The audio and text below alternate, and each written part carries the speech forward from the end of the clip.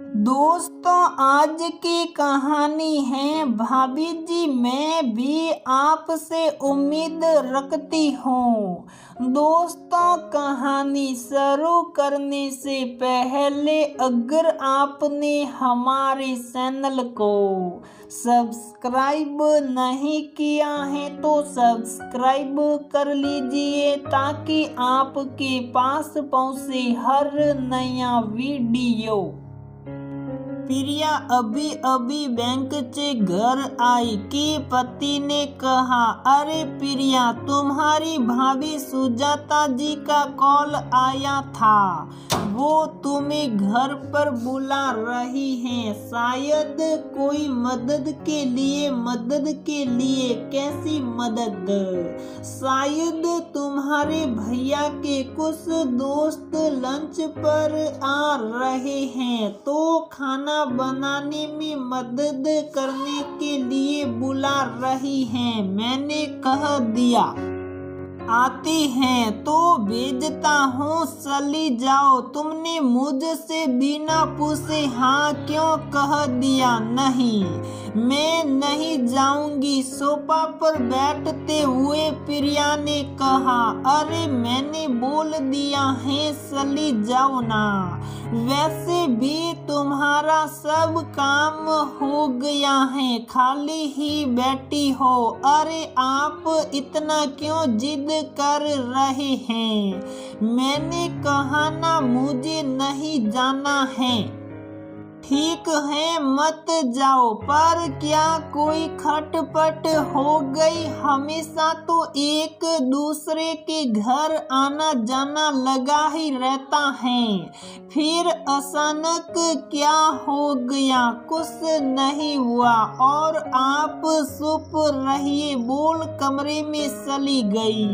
प्रिया और सुजाता दोनों ननद भाभी एक ही शहर में बस कुछ ही मीटरों की दूरी पर रहती हैं।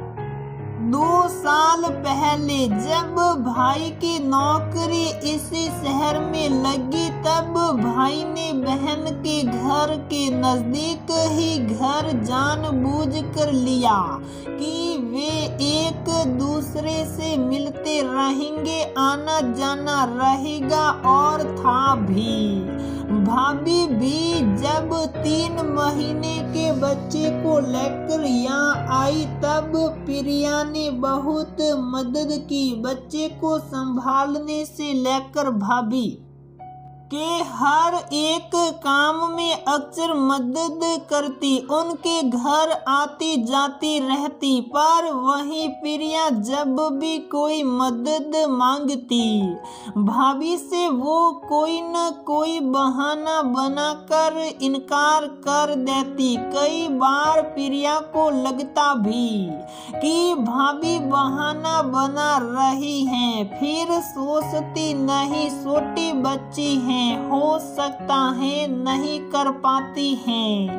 पर जब पिछले महीने प्रिया के ससुराल वाले घूमने आए थे तो वे अचानक प्रिया के घर भी आ गए। गुरुवार का दिन था, प्रिया का भी उपवास था।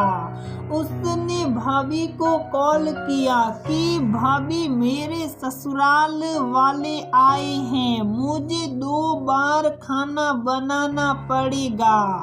एक बार बिना नमक और लहसुन प्याज का खुद के लिए, फिर उन सब के लिए, वो भी 5 लोग हैं। तो प्लीज आइए ना, थोड़ी मदद करवा दीजिए ना। और हाँ, आपका और भैया का भी खाना इधर ही है। भाभी ने तुरंत बोला कि हाँ, मैं आ तो जाती, लेकिन एक जरूरी काम से बाहर आई हूँ, तो घर पर आते ही मैं आ जाऊंगी। शाम के 6 से 9 बज गए, पूरा खाना बन गया, पर अब तक भाभी मदद के लिए नहीं आई, सोचा देर हो गई होगी। उसने सबको खाना खिलाया, फिर झट से 2 थाली में खाना परोस भाभी को देने चली।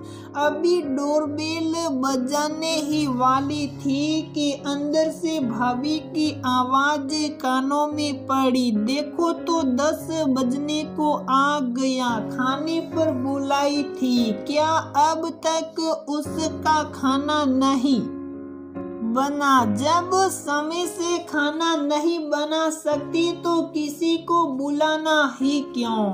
अरे अकेले हैं, देर हो गई होगी। तुम्हें तो बोली थी मदद करने के लिए, तो कर देती। परेशान हो गई होगी वो।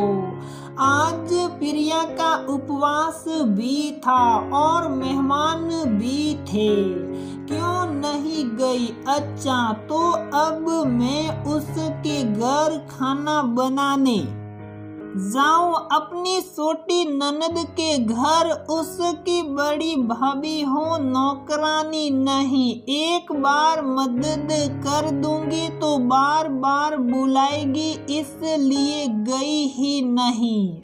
और हाँ, एक बात सुन लीजिए, यदि वह पूछे तो बताना मत कि मैं घर में ही थी, कहीं बाहर नहीं गई। भाभी की बात सुनते ही प्रिया को बुरा तो लगा ही, आश्चर्य भी बहुत हुआ कि जिस भाभी की मदद के लिए हर वक्त तैयार रहती हैं, वो उनके बारे में ऐसा सोच रही है।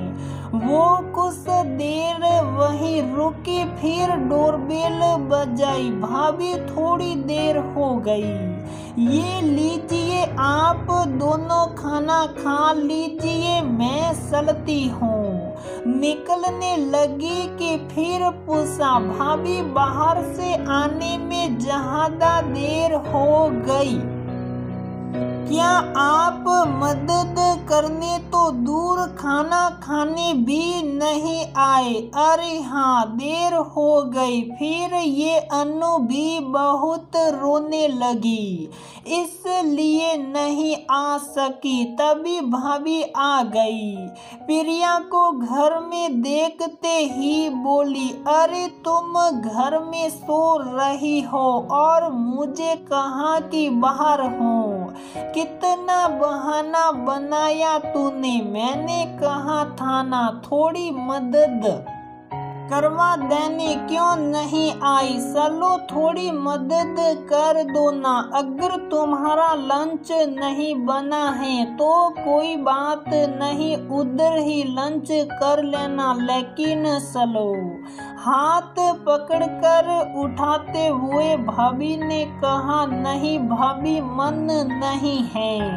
अरे चलो ना, कितना भाव खाती हो तुम, मेरी छोटी ननद हो, पास रहती हो, तो क्या मैं तुमसे इतनी भी उम्मीद नहीं रख सकती? हाँ भाभी, आप अपनी छोटी ननद से उम्मीद रख सकती हो हमेशा, लेकिन क्या छोटी ननद बड़ी भाभी से उम्मीद नहीं रख सकती? हाँ बिल्कुल रख सकती हैं, लेकिन क्या हो गया? ऐसे क्यों बोल रही हो? क्या आपको कुछ याद नहीं? अरे नहीं याद है, तभी तो पूछ रही हो। याद है भाभी, अभी पिछले महीने मेरे ससुराल वाले आए थे, मैंने भी आपसे मदद मांगी थी।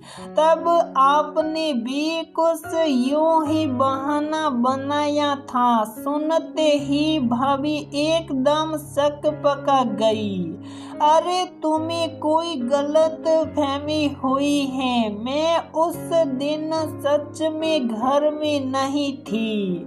गलत फहमी पहले हुई थी कि मैं भाभी की मदद करती हूँ तो वो भी मेरी मदद करेगी। लेकिन उस रात आपकी बातें सुनकर सारी गलत फहमी दूर हो गई। और एक बार फिर झूठ मत बोलो भाभी, मैंने सुनी सारी बातें आपकी जब मैं खाना लेकर गई थी। सुनते ही भाभी की नजरें नीचे हो गई। सॉरी प्रिया, मैंने सच में तुम्हारी मदद नहीं की, मुझे माफ कर दो। पर मैं तुम्हें यकीन दिलाती हूँ आगे से मैं जरूर मदद करूँगी। और हाँ, तुझे आज मेरी मदद करने की ज़रूरत